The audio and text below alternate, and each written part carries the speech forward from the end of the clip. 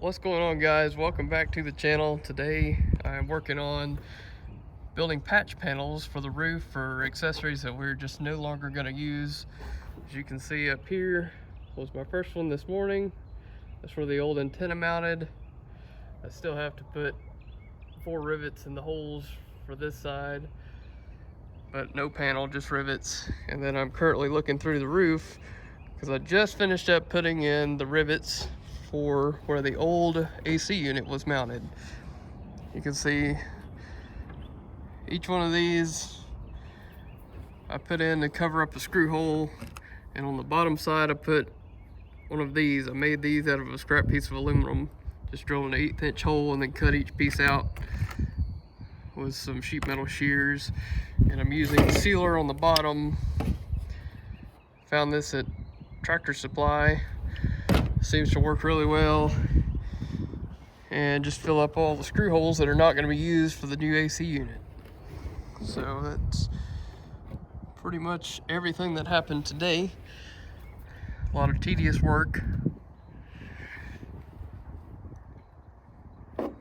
This thing is coming along. I got some polishing to do before the new AC unit goes on. This stuff right here should clean up pretty quick, but there's wherever it was mounted, we had a lot of residue build up, just some kind of glue they used to glue it and screw it to the roof.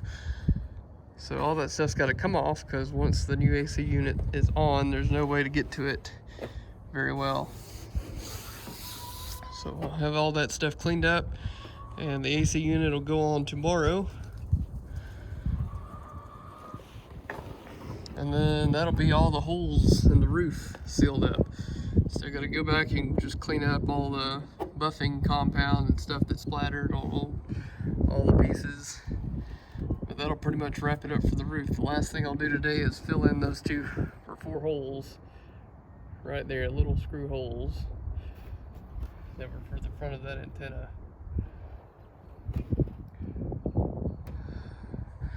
So it's going to be a short episode. This is episode number 9.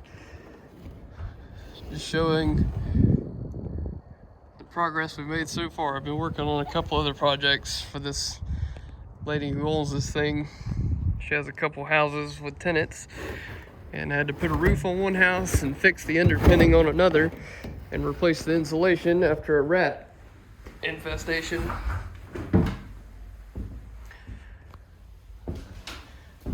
So this is pretty much where I've left off.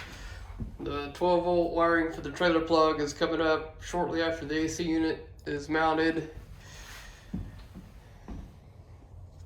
This is going to be my wiring for the trailer brakes. It's basically an extension cord gauge, just 2 wires, positive, negative, to go to the trailer axles. We just got word that those are in and just need to be picked up.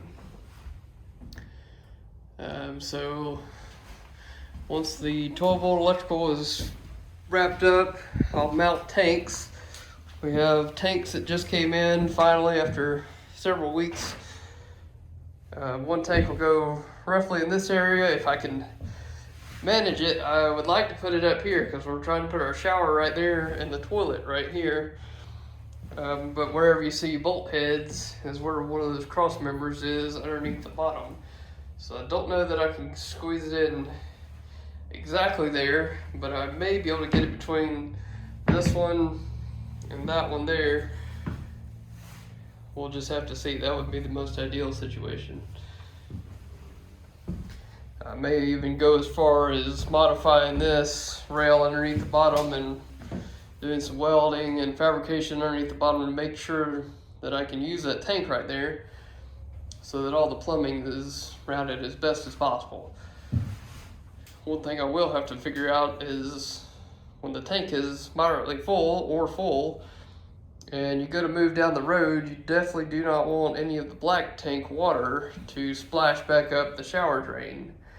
We'll have a shower drain roughly right here, and the toilet flange will be underneath the toilet. So it's a thin tank. It's about 5.5 or 6 inches deep, but it's wide. So of course, as you know, fluid's traveling down the road, it'll splash around. So I'm not sure if I want to do some kind of gate valve or something underneath the shower P-trap to help keep that from happening. Once it's still and I have a P-trap in the shower, it's not going to be a problem, but just moving down the road, you definitely don't want any of that stuff to be a surprise when you get to your campsite or back at home.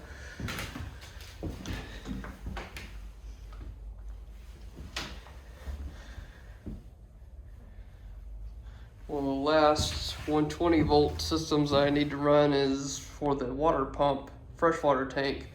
That freshwater tank is also here, and it goes underneath this section here, and I need to run a wire off of that outlet to run the 12 volt pump with a switch, or the 120 volt water pump.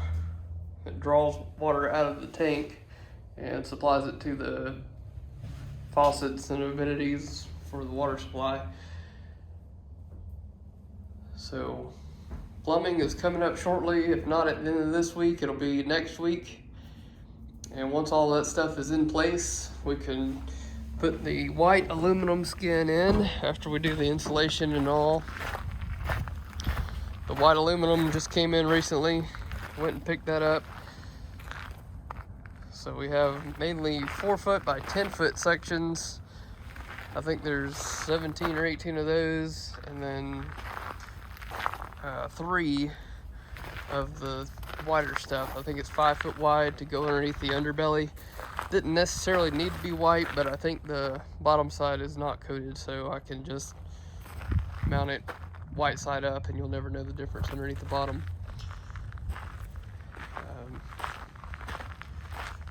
So definitely coming along. This is my hammer and dolly set that I had to use to kind of straighten some of those rivet holes out, filling those on the roof. Trailer wiring is coming up, so I have a few spots to polish before I just mount those lights. Don't necessarily have to polish the entire thing, just around where those lights would go, so that I can mount the lights and then polish the rest later. I actually had a guy lined up to polish this thing, but he had some kind of automotive accident. Something to do with a motorcycle. I'm not sure if he was on the motorcycle or if he hit a motorcycle. Anyway, he's not doing too well, so we are left to polish this ourselves or find somebody else.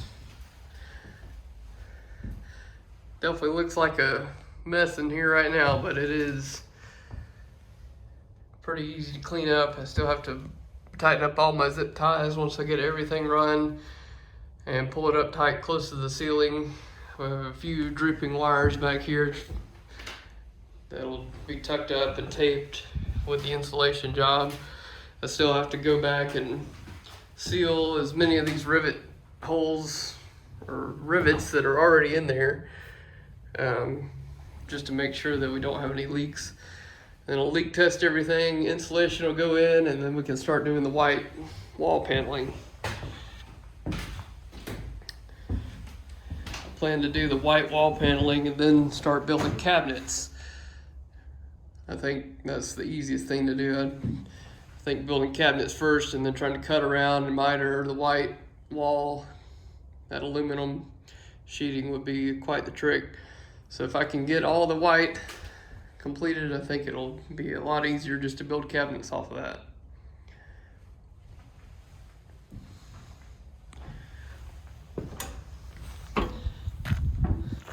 It's a pretty nice day out today. It was cold this morning. I actually had ice on my brush. I had my brush in water and it was full of ice. But anyway, that is update number 9. I will catch you guys next time.